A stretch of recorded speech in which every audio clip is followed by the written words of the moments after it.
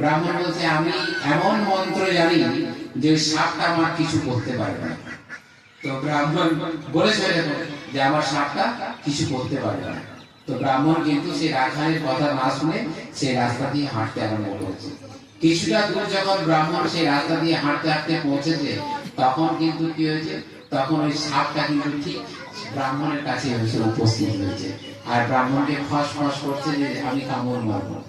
তখন ব্রাহ্মণ বলছে সাপটাকে যে তুই এত হিংস্র কেন, তুই এত হিংস্র কেন, তুই এই হিংস্র ছেড়ে দে।